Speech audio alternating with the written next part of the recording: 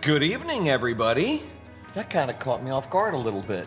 I thought we had like 5 or 6 seconds left, but here we are. Welcome to the 11th episode of Take Two. Our producer, Daniel, just informed me right before we went live that this was episode 11 of Take Two. I can't believe that it's been 11 weeks. It seems kind of like we just started this, but it's been 11 weeks. I mean, that's over almost 3 months ago. I know. Almost 3 months ago. It's a lot. Yeah. So we are glad that you are here. Take Two is a live stream that Stacie and I do every Tuesday night from 8 to 9 p.m. Eastern Standard Time. And it's our way of connecting with you virtually in the middle of the week. It's a pretty simple format. We divide the hour that we are with you into 4 15-minute segments. So the first 15 minutes is stuff like this. We talk about what's going on in our lives, what's going on in the world, anything that might happen to come up that's interesting we talk about. The second 15 minutes is me summarizing the sermon I preached 2 days ago on Sunday morning, this past Sunday. And then the third 15 minutes is Stacie and I discussing the sermon that I preached this past Sunday. And then the fourth 15 minutes is us answering questions that you submitted during the week. So if you have a question that you would like to ask, it can be a question about anything. It can be a personal question. It could be a theological question, a biblical question, a practical life question, whatever it may be. There is no question that is off limits. You can submit it by clicking the link that should be right on top of wherever you're watching. If you're watching on YouTube, it's on the bottom. If you're watching Facebook, it's on the top. But if you click that link, it'll take you to a little form that you can fill out where you just submit your question or your comment, and we will get it, and we may answer your question next week live. So anyway, welcome to Take Two. Let us know who you are. Let us know where you're watching from. If you're watching on either my Facebook page or the Sanctuary Facebook page, in the comment section, you can let us know where you're watching from. People literally watch from all over the world, and that's always very cool for us to see. Also, we were talking about this today at our staff meeting, but the live stream version of this, and this is also true for our Sunday morning live stream, stays up. And then when Daniel, our producer, post-produces the episode, the live stream comes down and is replaced by the post-produced episode. So we say that because there have been a few people who have either linked to the live stream or they have shared the live stream, and then 24 hours later, it's gone. And they're like, where did it go? And where it went is that it was replaced by a more polished, edited version, a post-produced version that replaces it. So just be mindful of that. Which is true for Take Two also. That's what I just said. It's Sunday and Take Two. Yeah, well, I was referring to Take Two. Oh, yeah. I always thought you were doing just Sundays because this morning we were talking about Sunday. No, she doesn't listen to a word I say. Sorry. Welcome to my world. I'm just kidding. Yes, it's for both. It's for Sunday morning live stream and Tuesday evening Take Two. The two things that we live stream, those two things are post-produced after it's over. And then the post-produced version replaces the live stream version. So, okay. So, what would you like to talk about, my dear? Oh, hold on a minute before you get into it. My wife, I walked into the workroom here at our church facility, and I happened to see this picture all nicely framed. Can you guys see that? It would be impossible for you not to see that. Look at it. That is a picture of my wife and me on our wedding day, almost 5 years ago, that she had framed and is going to put in my office. So if you want to see, he doesn't have a picture of us in his office. That's terrible. She's the one who decorated my office, so it's her fault, okay? I'm not to blame. But I've only put the pictures up he asked to have put up. Oh, now she's trying to blame me. This is going to go right into the sermon. This is just like Adam and Eve, you know? About he blamed her, she blamed him, blah, blah, blah. Anyway, so yeah, that is, look at that. I mean, it was only 5 years ago, but it seems like decades ago. I can hardly remember life without you, honey. That's a good No, that's a very good thing. Okay. Okay, you're wrong. It seems like decades ago because I can hardly remember life without you. Aw, So very when I sweet. saw is that true. picture, my heart skipped a beat and I said, oh, look at young Tullian and Stacie. How cute they were. What children they were. We 25 had years ago. 11 people at our wedding. 11. That was it. 11. Including us. So really 9. Yeah. People ask, I jokingly say this, people ask me, well, how come your wedding was so small? And I said, the first time I got married 20 some odd years ago, I didn't pay for the wedding. And so it was very big. The second time I got married, I paid for the wedding. So it was very small. Okay. So this is saying something about It is. you. Of course it is. It's saying I didn't have as much money as the person who paid for it the first time, which was my father. Anyway, Nice. It's been almost 5 years. Together for almost 6. In fact, in about 4 months from now, let me count, 4 months from now, it'll be 6 years ago that we first met. It will be. 6 years. I mean, that 6 blows my mind, honestly. years. I mean, I jokingly say that it feels like decades because I can hardly remember life without her. There's a significant part of that is true. But in all honesty, I mean, sometimes it feels brand spanking new. I agree. Does it? Yes. For you too? Yes. Really? For me. Are you happily married to me? I am. Gosh, that's awesome. I'm happily married to you too. So anyway, that's what else? I mean, I saw the picture. I wanted to show everybody. Oh, it's very sweet. I hope everyone enjoyed it. Yes, I'm sure they did. I don't know. We've just been churching, like getting ready for Things stuff. are busy around here at the sanctuary. busy. They are good, Something- busy, good. I was talking to my mom last night. Mom, if you're watching, hello. I texted her We love today. you. But I was talking to my mom last night, and she said, I'm really excited about everything I see happening at the sanctuary. She says, I love how you and Stacie are partners in what you're doing, and I love watching the way God is using you guys, and I love all of it. She said, but I have one concern. And I said, what's that? And this is, my mother. It's a mother concern. She said, I'm just concerned that you guys are too busy. I said, well, we are busy, but Stacie and I are fairly mindful of our need to unplug and rest and turn things off. And we do that on a weekly basis. But thank you, Mom, for your concern. But this is a busy week. Like I was out last night. We're out tonight. We'll both be out tomorrow night. We won't be out Thursday night. We'll both be out Friday night. And this is all church stuff. Last night wasn't church stuff. But and then, of course, Saturday is a full prep day. People in our church, otherwise we wouldn't have. Monday night? No, it wasn't. I was thinking in Fort Sunday Lauderdale. night. No. Duh. Yeah, we were out Sunday night this week too. And then Saturday's a prep day for me. And then Sunday, which is my favorite day of the week, but it's also a busy day. So things are busy. We do covet, in all seriousness, we do covet your prayers and ask that you would pray for our protection, for our energy, that God would protect us physically, that he would protect us emotionally, that he would protect us spiritually. There are times when we do feel the weight of being in the line of work that God has called us to. And it's incredibly rewarding. And I wouldn't choose to do anything else.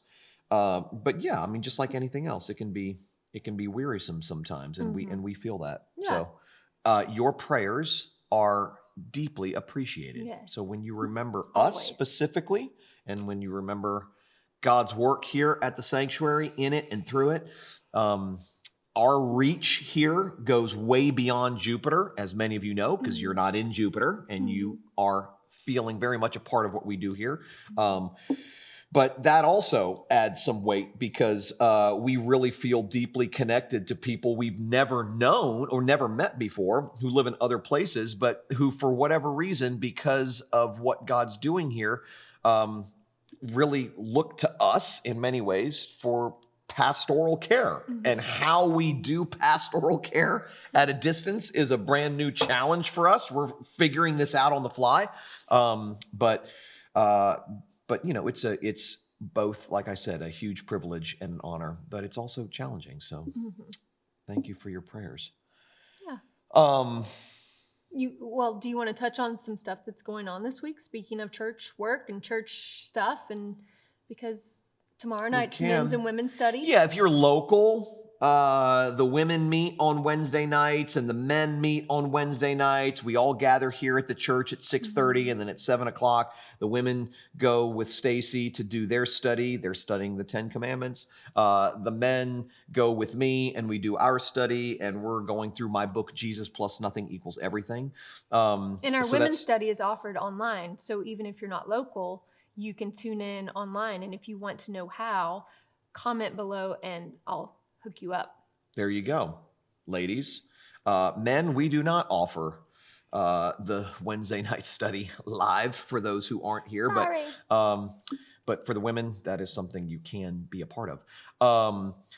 So that's going on. We have our volunteer appreciation brunch after the service this next Sunday. We have a lot of volunteers at the church that we simply want to say thank you to. And we also are asking new people to volunteer. Yeah. People who are not yet volunteers. Anybody who has ever been a part of any kind of church or nonprofit organization knows that it stands or falls based on its volunteer force. And we are where we are today in large part because of our volunteers who do all of the stuff that needs to get done on a weekly basis. So we're having that this week. We have a men's thing on Friday night, like just kind of a hangout time here at the church. We do it once a month. The women, while the men are doing their thing, the women have a We dinner. do our thing. They do their thing. They have a dinner at one of our, it's been a different house every time, but someone's house. So yeah, if you're local and you are interested in learning more about what goes on here on a weekly basis, you can always go to our website, which is just simply www.sanctuaryfl.org. And you can get all of the information you need. So that's that. I'm trying to think if there is anything else noteworthy before we dive into the 9th commandment, which is don't lie. Can you think of anything? If not, we can go on. I can't. But if there is something exciting. There are a lot of noteworthy things. I don't know if they're mentionable on here, but we should. Why Just because they're about things that are important to us in different ways or whatever. That's so unbelievably ambiguous. Yeah. I'm not going to explore it any further. So anyway, okay. So if you've been paying any attention whatsoever to what's been going on here at the sanctuary, if you've been tuning in on Sunday mornings, if you've been watching the live stream or watching the sermons or listening to them, we offer the sermons on a variety of different platforms. So you can go to YouTube, Spotify, Facebook. There are a whole host of other ones, iTunes, and you can just look up the sanctuary or Google not Google, but search my name, and it'll pull it up. But if you have been paying any attention to what I've been preaching through over the last now 10 weeks, then you'll know that I've been making my way through the 10 Commandments in a series that I've entitled Unmasked. And this past week, we looked at commandment number 9, which I'll get into in a second. But I always like to take a minute at the front end of this and remind everybody of what the 10 Commandments are and what the 10 Commandments aren't.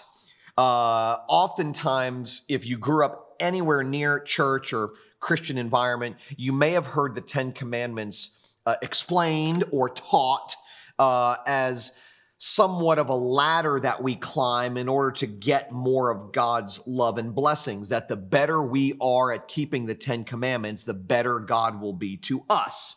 And what I've been doing in this series is trying to flip the script, so to speak, and to show that the 10 Commandments are not a ladder that we climb in order to get more of God's love and blessings, but a wall we crash into, an impenetrable wall that we crash into, so that we will be reminded of how desperate we are for God, how desperate we are for God's intervention on our behalf, which of course comes to us in the person and work of Jesus. And I get that not because I'm just trying to be new or novel or innovative, but I get that from Jesus himself, who essentially preaches through the 10 Commandments in the Sermon on the Mount in Matthew 5, 6, and 7. And there, specifically in Matthew chapter 5 in the Sermon on the Mount, Jesus sums up what God requires in terms of our keeping the 10 Commandments. And it's simply this: you must be perfect as your Father in heaven is perfect. That is God's requirement. The only thing God accepts is perfection. And given the fact that none of us are perfect, we are up against a wall. Our backs are up against the wall because if the only thing God accepts is perfection and we are imperfect, then there is no way on our own 2 feet and in our own skin God can or will accept us. There has to be an intervention. There has to be a divine intervention, and specifically, there has to be a divine intervener. And so the whole purpose of this series, for me, has been to show this impenetrable wall that the 10 Commandments are, that forces us to admit that we are incapable of keeping the 10 Commandments, that on our best day, we haven't even come close to keeping one of them in the way that God requires us to keep them. And so we've been looking at each commandment and really digging down deep and saying, thou shalt not murder is a lot bigger than simply not shooting someone or knifing someone to death. It's much bigger than that. It encompasses things like rage and anger, resentment, unforgiveness, all of those things. And when you start unpacking it that way, you go, okay, well, if that's what it means, then I'm guilty too. We looked at the same thing when it came to stealing, when it came to adultery, when it came to idolatry, when it came to honoring our mother and father, when it came to not taking the Lord's name in vain, and so on and so forth. And so this past week, we looked at commandment number 9, which is don't bear false witness against your neighbor. A lot of times that commandment has been simply summarized as do not lie. Tell the truth, don't lie. Not only are we not to lie about someone else, but we're not to lie about ourselves. We're not to lie about other things. And so we were looking at that this past week. And I said, now, just to feel the full weight of what this command requires, this command doesn't simply require not lying in the simple ways that we typically understand lying, but it also requires always telling the truth, the whole truth, and nothing but the truth. And in addition to that, it also requires wanting to tell the truth, the whole truth, and nothing but the truth. So even if you tell the truth on the outside with your lips, but you don't want to tell the truth in your heart, that's a violation of this commandment. Also, it involves the need to love the truth, always telling the truth with selfless motives. In other words, we must never lie about anything ever, and we must never want to lie about anything ever.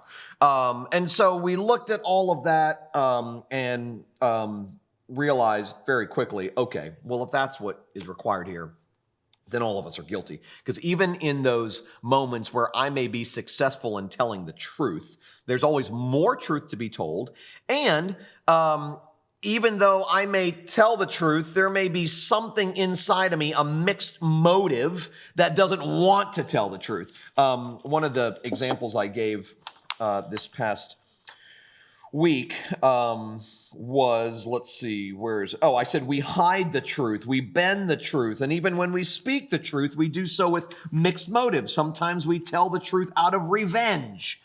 I'll tell the truth because it will, the exposure of this person will exact the vengeance that I've been looking for. Other times we tell the truth because it will benefit our cause. And I shared this embarrassing story from about 9 years ago where I once knew something bad about someone who I considered a threat to me. And I didn't tell the truth about that person, not because I was trying to protect that person, but because I wanted to be able to use it as leverage if I ever needed it. We do that kind of stuff all the time. We twist other people's words. We lead people to believe things that aren't true by what we don't say, and on it goes. So this requirement not to lie, to tell the truth, the whole truth, and nothing but the truth all the time, without exception, with selfless, sinless motives, condemns all of us. We can all admit that we are guilty of breaking this commandment. What I explored in deeper ways on Sunday morning, and that's really what I want to spend the next few minutes talking about and for us to talk about, is not whether we lie. I think that's obvious that we do. I just tried to make that clear. But the bigger question is, why do we do it? Why are we so addicted to bending the truth, concealing truth, not telling the whole truth? J.I. Packer, who's an Anglican theologian who died this past year, said, "A half-truth masquerading as a full truth is a complete untruth." Why is it? What is it? I told everybody this Sunday, I said, I grew up in a Christian environment, and growing up in a Christian environment, Christian schools, church, Christian home, whatnot, I was always taught the importance of truth, telling the truth. God's word is the truth. Jesus is the truth. The truth mattered in the world that I grew up in. And I'm incredibly grateful to that. I mean, where would we be without the solid anchoring of truth? We need to tell the truth. We need to embrace the truth. We need to live in light of the truth. We need to trust that God's word is truth, that Jesus is the truth and the life. All of that stuff is super important. But the one aspect of truth that I can't remember hearing about ever, if I'm being honest, is the need to tell the truth, the whole truth, and nothing but the truth about ourselves. So, for instance, all the teachers, youth pastors, preachers that I sat under growing up who talked about the importance of truth, the need to tell the truth, I don't ever remember hearing any of them stand up and really transparently tell the truth about themselves. And I can tell you right now, as a student growing up in that environment, if there had been a transparent telling of truth, I'm not talking about an indiscriminate exposure of all of my, sins and secrets. I'm not talking about that. But if there had been a teacher, a preacher, a youth pastor who in a vulnerable way stood up and told an ugly truth about themselves, that would have gripped me so much more than a lecture on the importance of truth, for instance. And so I never remember hearing that. The need to tell the truth, the whole truth, and nothing but the truth about ourselves. So I guess the question is, why is that so hard to do? Why do we find that so difficult? Why are we so scared of the whole truth about us being known? Why? Why do we insist on embellishing our accomplishments? Why do we always lead with the best parts of ourselves? Why do we always conceal the worst parts of ourselves? Why do we constantly Photoshop the embarrassing blemishes out? All of that stuff. Why do we edit our profiles and exaggerate the good stuff and minimize the bad stuff? And all of that is lying too. All of that is. Why do we do that? And the answer that I gave on Sunday morning is simple: the fear of rejection. We are absolutely convinced, understandably so, that if the people around us knew the unedited version of us, they would they would leave us. They wouldn't love us. They wouldn't accept us. They would reject us. They would be scared of us. If everybody in this world knew everything about you that God knows about you, chances are you would want to find a deserted island somewhere and go there and never see another human being. I know I would, okay? I mean, if everyone in the world knew about me, what God knows about me, I mean, I wouldn't want to see another human being again. I mean, I would be scared to see my children again. I would be scared to see my wife again. I would be scared to see my mother again. Really scared to see my mother again. But I mean, I would be terrified.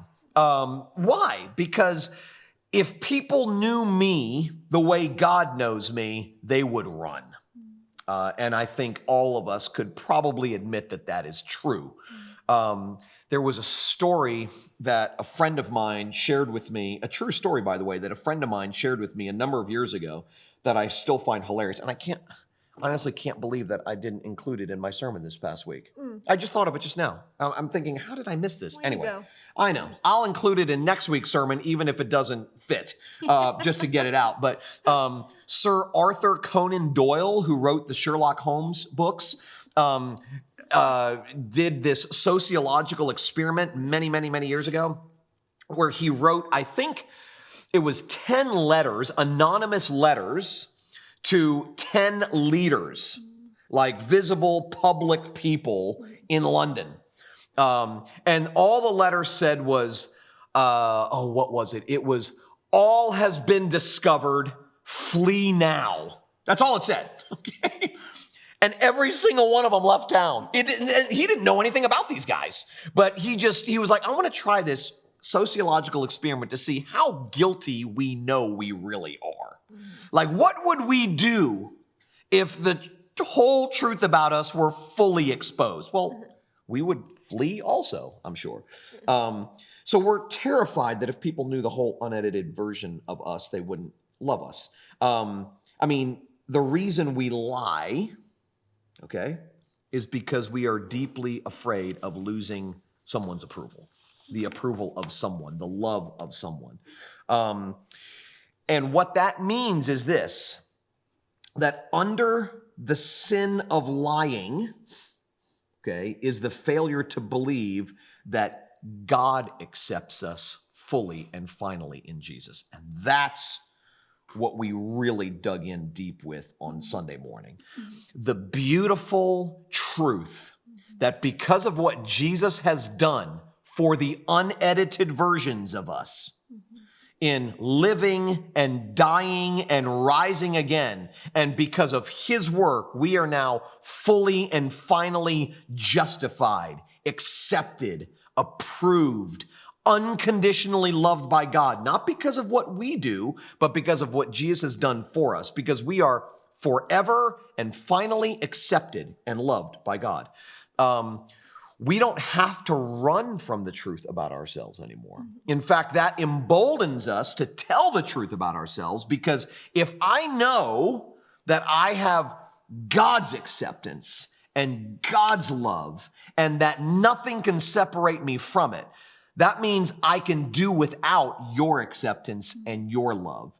So the fear of rejection begins to wane a little bit when I know that I will never be rejected by God, because I will never have to deal with the rejection and lovelessness of God. I can deal with the rejection and lovelessness of others, because it's not the love and acceptance of others I need most. It's the love and acceptance of God that I need most. And because of what Jesus has done, I already have it. Well, that's the gospel. And that is a game changer, a massive game changer, because now I can tell the truth about myself. And if you walk away from me, as much as I may not like it, I'll be able to live. Why? Because God will never walk away from me. And he's the one whose love and acceptance I need more than anybody's. So it's just the power behind that is you start caring less and less about getting love and approval from others when you already have God's love and approval. And that's really the freeing part of this, the freeing dynamic of this. You're not as worried about what other people think of you because you know what God thinks of you. And once you realize that you don't have to pretend to be something you're not in order to get the love you crave because God loves you unconditionally, the burden to pretend begins to shrink. In other words, you actually begin lying less and telling the truth more. You're not as afraid to let people see your weaknesses, to admit that you're wrong. You don't have to wear yourself out trying to prove yourself because we are forever loved and approved by God. We have nothing to prove. We have nothing to protect. We can stop pretending. We can be real. We have nothing to lose. And I use this quote from Brennan Manning, which is so good, where he said, "Losing our illusions is difficult. Because illusions are the stuff we live by, the edited version of ourselves, the Photoshop version of ourselves. But," he goes on, "God wants us to be free. So in love, he strips away those falsehoods because it is better to live naked in truth than clothed in fantasy." That's the power that accompanies the gospel in our lives. So when I say things like, the gospel doesn't just save us from the past, and it doesn't just save us for the future, but it also saves us in the present. That's what I'm talking about. It saves us in the present from fear. It saves us in the present from feeling the pressure to pretend, to convince other people that we're lovable and acceptable by who we are, by what we can become, because we need their love and we need their acceptance. When you don't need someone else's love and acceptance, you are actually free to love them with no strings attached. There's one-way love actually begins to happen when your heart is gripped and grasped by the gospel. And then I closed, and we can talk about this or whatever else you want to talk about, but I closed by saying, you want to know why so many churches tend to be the scariest place rather than the safest place for fallen people to fall down and broken people to break down? And this is going to sound harsh, but it's true in my experience that churches just don't believe the gospel. I mean, they may use the word gospel, they may talk about grace, but when it comes down to it, churches just don't functionally believe the gospel. Without the gospel, no one is safe taking off their masks. No one is. Everyone has to pretend. Why? Because the gospel announces, because until we know that we will never have to endure lovelessness from God, we will always fear that we will have to endure lovelessness from others. But when the gospel grips us and reminds us that we will never, ever be separated from God's love, we become increasingly free to stop pretending, to take our mask off and be real. And I thank God in heaven that the kind of community that he's creating here at our church, at the sanctuary, is real. Real, honest friendships are developing because the gospel is taking root and it's eliminating or at least minimizing people's fear. And the guards are coming down, the masks are coming off, people are being able to breathe a sigh of relief because this may be the one place in all their lives where they don't have to pretend to be something better than they are. And God gets all the credit for that, and we're super grateful. So that's my elongated summary of this past Sunday sermon.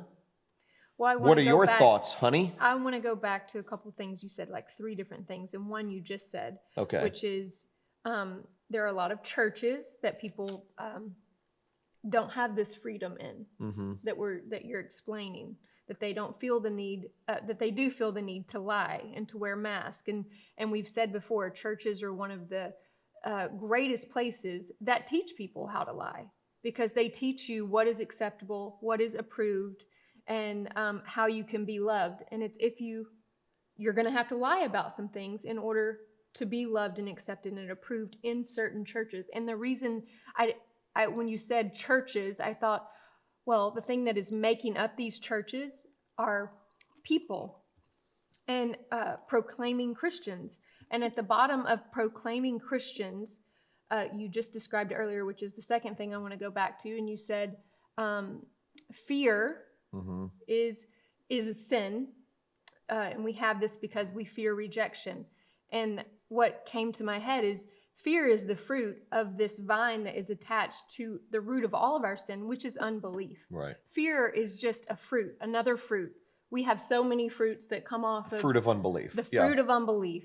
And that's the root of it. And it started in the garden. The women and I talked about this when we talked about this command in particular. Wednesday, we talked about, we come by this naturally right away. In Genesis 3, we read that as soon as Adam and Eve realized their sin, what'd they do? They went and hid. Like they're hiding, and they formed fig leaves to cover their shame, their nakedness, nakedness. So, and God asked his question that I always love to talk about, where he says, where are you? And it's not because God didn't know where Adam and Eve were. It's because he knew they needed to hear that question. Like, why are you hiding from me?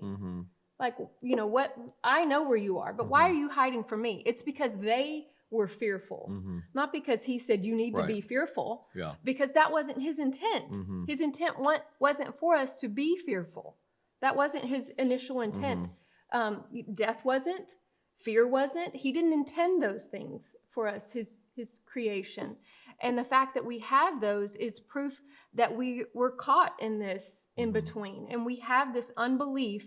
And that was the conclusion that the women had, that a couple of them pointed out, because when I was finishing our little study lesson, I said, because we don't trust God and his truth, we don't believe in God and his truth fully, or we would never lie. Right. If we believed the truth, this freedom that would set us free, that we are fully accepted, we are fully approved, and we are fully loved because of what God has done in the person of Jesus, we wouldn't, and you said it a few minutes ago, it would be eradicated. And I thought, this side of heaven, it's really not eradicated, right? It's not going to right. But it's minimized. It's lessened, the gospel minimized, yes, and I think sometimes, I myself, as a Christian, was taught I should not feel this fear or those things fully. Again, we talk about these exhaustive words. Your simul justus et peccator. You're always going to feel it. We are always going to feel it this side of heaven. We're going to feel some measure. As free as I may believe myself to be and know that I am in Christ, I will exhibit some measure of fear, of rejection in some form, various forms, until the day I'm called to glory. We are free truly, but not free fully. Fully. There you go. So we are truly free, but not fully free. And the beautiful thing is, when we are confronted with with fears, one of the things that the gospel does is it increases our self-awareness, and we now begin to understand why we fear and where it comes from. And when we understand why we fear and where it comes from, we know where to go when it shows up, which is the truth of the gospel. So the thing that on Sunday that I said is the sin under the sin of lying is the idolatry of human approval. So if we break this commandment, it's because we're breaking the first commandment against idolatry. We're looking to human approval rather than to Jesus as our source of worth and meaning and happiness. So unbelief really is the root that gives birth. To all of these. And you said it before, and just to be clear, we may say, well, okay, I don't lie. I may not tell the whole truth about myself all the time. Well, that's the far-reaching demand of this command, that any form of concealing in God's economy is, make no mistake about it, a lie. You're bearing false witness about yourself. Right. You're bearing false witness against yourself. You're not telling the truth about yourself.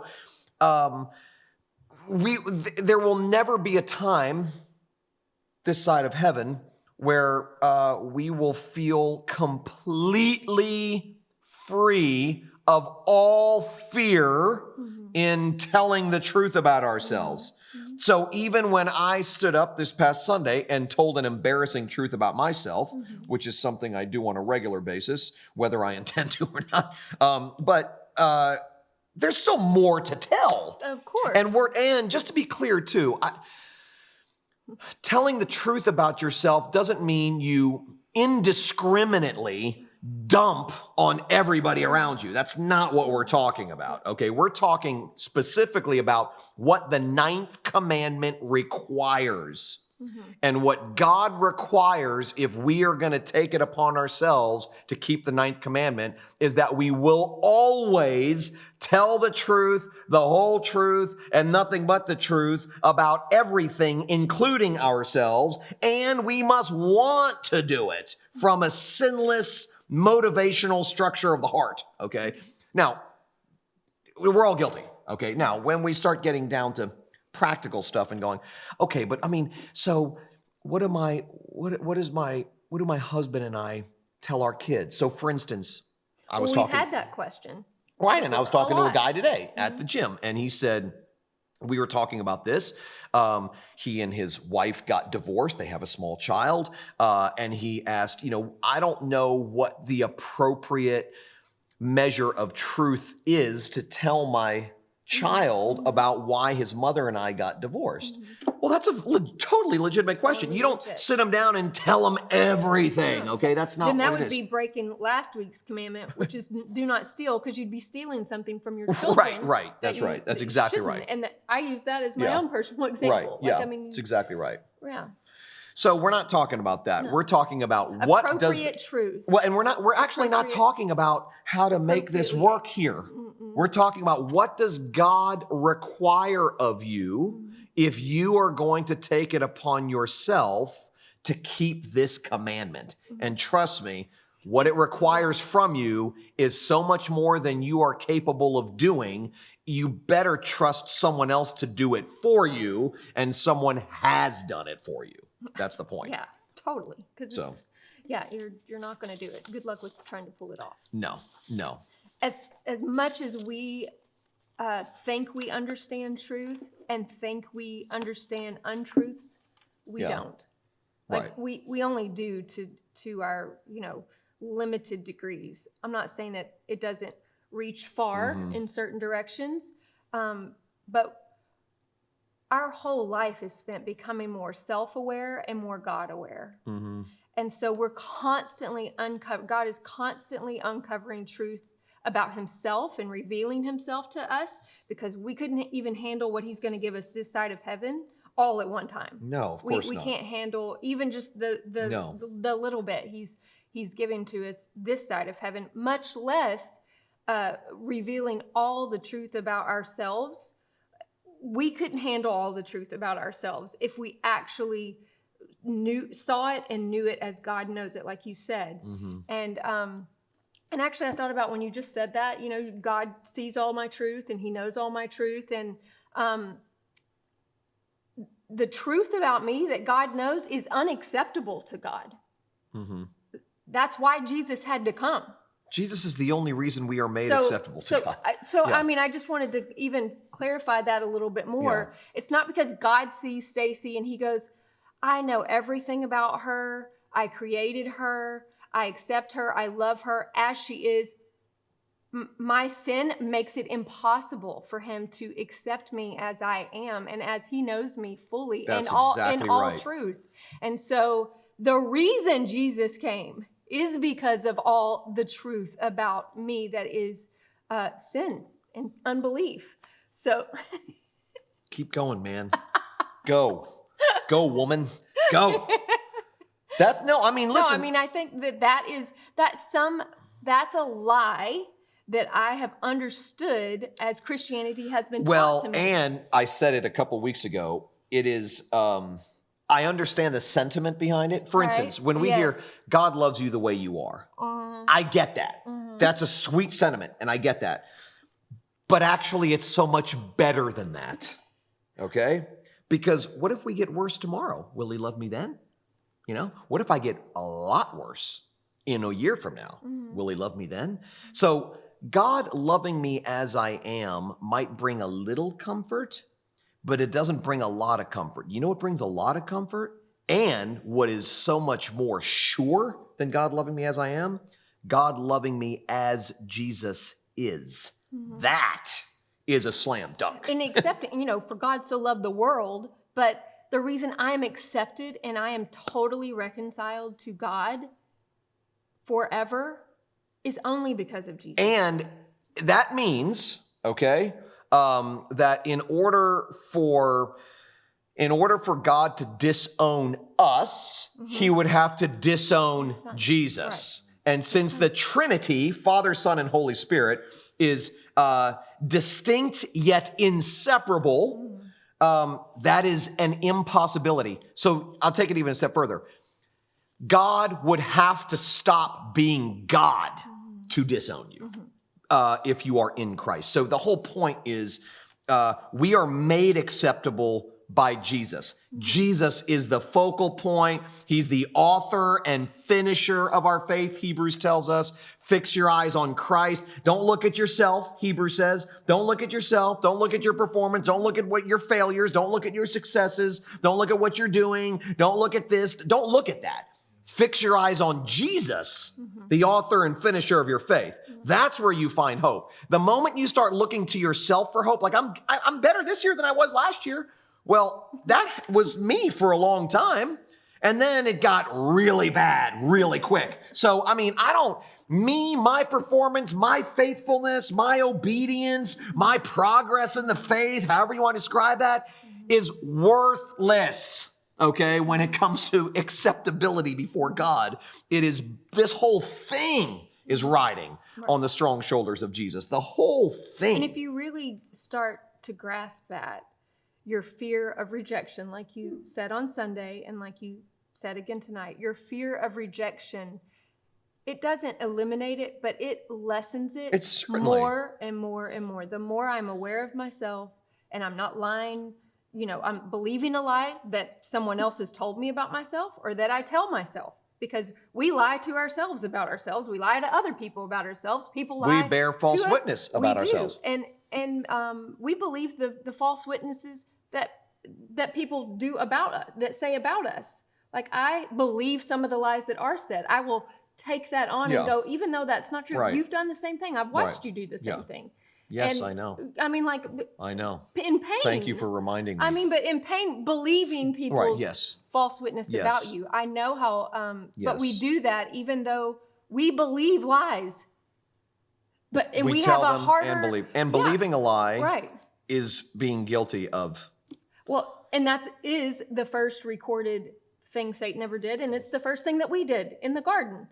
Yeah. He came right out with a lie, and we went right on believing it right there. Right off the bat, and we haven't stopped. So, Jesus died. Here, I will rephrase something Martin Luther said. Martin Luther said, "When the devil tells you you're a sinner, thank him, because Jesus died for sinners." So I will say this to you. Admitting you're a liar can be relieving to you because Jesus died for liars. Okay. And he died as a liar. And pretending you're not a liar is a lie. So now you're guilty of that too. Right. There's not any reason. What's next week? What's the last commandment? Covet. Do not covet. Number 10. Okay. Yeah. So we have a couple questions here. We do. They're fun questions. They're not theological. They're not biblical. They're personal. They're not church. But they're fun. They're fun personal questions. They are. So, honey, would you do the honor of reading the questions? Totally. I want to go, what do we have for him, Johnny? What do you and Stacie like to do in your spare time? What are your hobbies? I'll let you go first. Oh, of course you are. Ladies first. My spare time, I love to garden. I do have some green thumbs. I like to grow things. She loves We yard have like work. This much dirt in our little patio area. And it's filled with green stuff. She loves dirt and plants and gardening yard and work. Yard work. Like, that is relaxing to me. It is therapeutic to me. connects me closer to God, actually. Oh which my sounds gosh, please. Silly. I'm Those just of kidding. you who are gardeners, I'm just kidding. because it is amazing. We've been watching some of the planet Earth stuff. We have. That's amazing. Like you see, like it's crazy. It is like that's why I love it. I love the fact that she loves that because I know she enjoys it, and plus I hate it. So you'll never she's have the to one do who gets yard it done. work because I love it. Yes. Yes. So that's one of my main things. Mom, if you're watching, the whole reason I hate, and I mean despise, Thanks, yard Gigi. work is because my mom, who was a faithful, glorious mother of 7 children, and because we had that many kids, we had a big house and we had a big yard and there was a lot of work to be done. And because she had 5 boys, she refused to get any outside help, which I completely understand. But that meant that on Saturdays when my buddies were taking their one day off of school, because I didn't have Sunday, it was church day. So I had really one day. So while my buddies were getting up and going to the beach and doing whatever they did on a Saturday, my mom was waking us up at the crack of dawn to go do yard work. So I swore that when I left that house, I would never do yard work again. Now what didn't turn out to be entirely true. I mowed my own lawn for a while after that, my own house, but that was for one house a long time ago. And ever since then that is worth every dime paying someone to mow the lawn. And so now I don't love to mow. It's like, it's therapeutic. It's I actually like to mow. Mowing's not bad. Mowing I love. Weeding, mowing, like it's instant gratification. Weeding, planting. All of the things. You know what though? The more she talks about it and the more I watch her joy in doing it, the more I understand why she loves it. And to be honest with you, I shouldn't be saying this in front of her or in front of you, to be honest with you. You'd be lying if you kept it. But there's a part of me that's like, I might try my hand at this planting stuff. If it allows me to be near my wife more, to be out there, I could see us. It would. Our levels of romance are off the charts already, but it would be even further off the charts if we mowed together, weeded together. Yeah.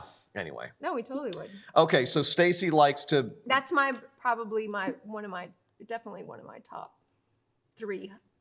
What I like to do in my spare time, because we have a lot of pot plants since we only have like this much dirt. So I have like all these pots that I plant and garden in. There are 4 things I like to do in my spare time. Mm-hmm. I love the beach. Love it. I've loved it my entire life. I grew up near the beach. I love the beach. When it's beautiful outside, all I want to do is be on the beach. I love the beach. It's incredibly relaxing. There's nothing in all of God's creation that relaxes me more and mesmerizes me more and captures my imagination more than the ocean and the beach. So that's the first thing. I love to read. It's challenging and relaxing at the same time. And if you read, you know what I'm talking about. It's stimulating and challenging depending on what you're reading, but it's also relaxing. And I love to learn. So I love to read. Number 3 is I'm at the gym 5-6 days a week. I exercise as much for my brain as for my body. It's as much for my mental health as my physical health. I love it. I love the physical challenge of it. If I'm not at home, on the beach, at the church, I'm at the gym. So 4th thing, I love watching movies.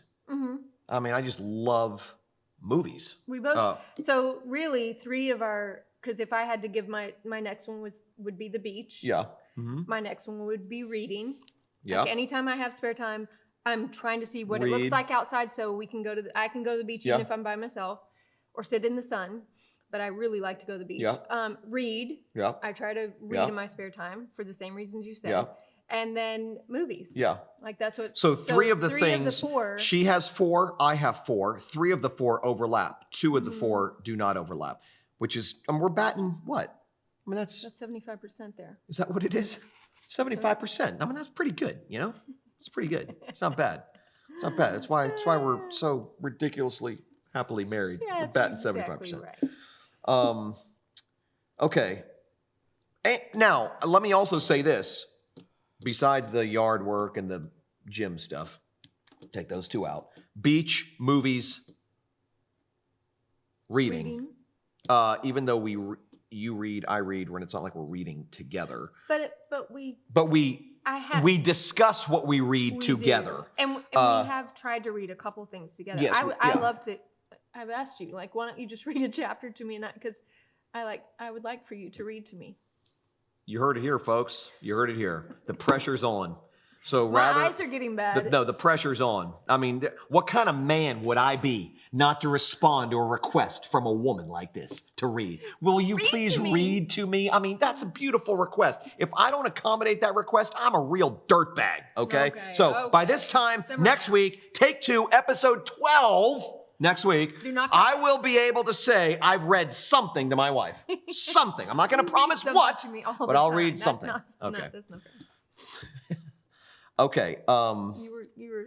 Oh, but all those things we'd like to do together. Yes. So none of those things, besides gym and planting, movies, beach, reading, and what comes out of reading, the discussions that come out of reading. You're sitting outside when I garden.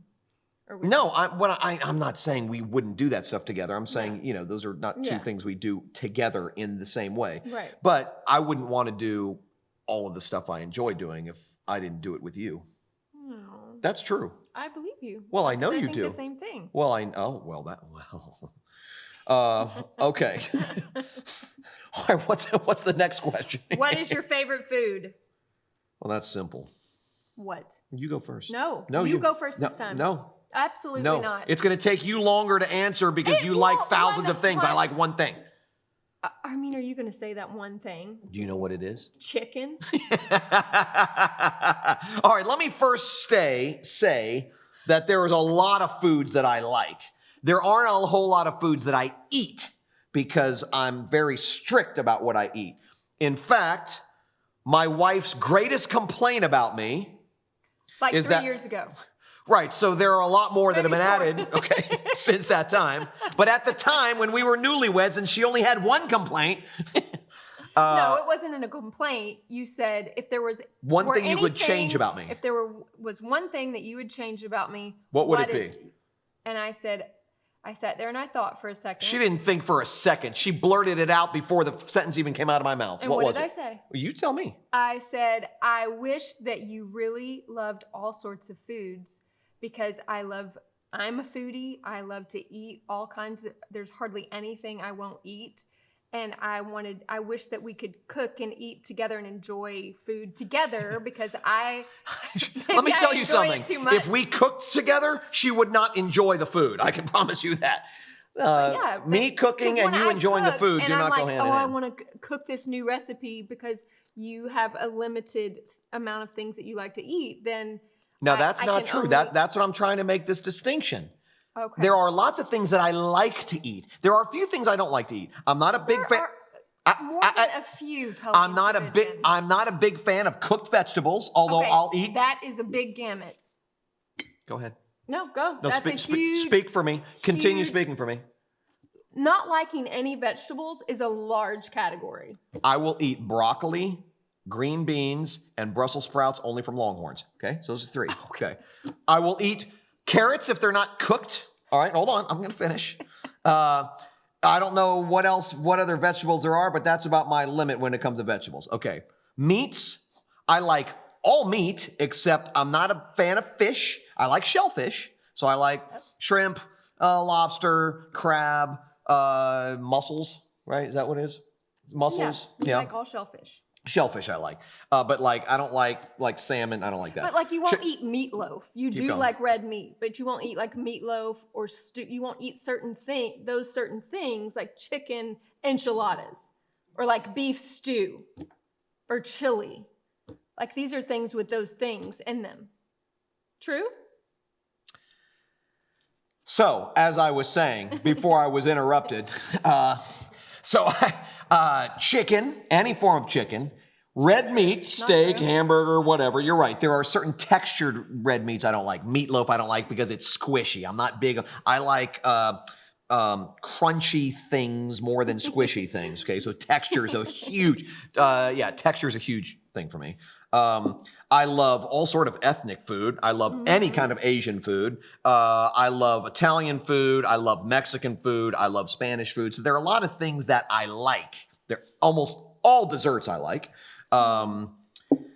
There are a lot of things I choose not to eat that I do like, because both sadly for her and sadly, frustratingly for me, food it's fuel to me. It's like fuel. I wish I could enjoy it more. And we go out to dinner and I enjoy it, and I enjoy what we get. And I mean, I allow myself a leeway to cheat and eat stuff. But my favorite food would be between a bacon cheeseburger and a completely loaded pizza. The end. See, now I won't eat that stuff. There's just too much. See, but you like meat. Yes. So that's why I'm saying. But I would like a hamburger patty with like a bun, some lettuce, and ketchup. But like a loaded with all the stuff and the stuff dripping down and all of it. Yeah. What else? That was the last one. You know, let me tell you something right now. This food question that whoever asked. You approved the question. We are going to argue about this all the way home, thanks to you. For what? Okay. I don't know. I feel misrepresented here. Oh my gosh. I feel like I feel like the whole truth was not told about me when it came to I believe it was. Actually. Like, for instance, if my wife feels up to it, the two of us are going to go to Rancho Chico for dinner. We've had a few people ask us about, oh my goodness, hey, by the way, is Rancho Chico? How did you guys enjoy Rancho Chico? Because I've mentioned it now 2 weeks in a row. It's the only restaurant in Jupiter that closes after 9 o'clock. Things around here close very early. Well, last week, I think they were like, oh, we got to hurry up and close before these people get back over here. So. Well, this was fun, as it always is. And thank you for taking time out of your evening to join us. We're glad you did. We will be back here Sunday morning at 10:30 a.m.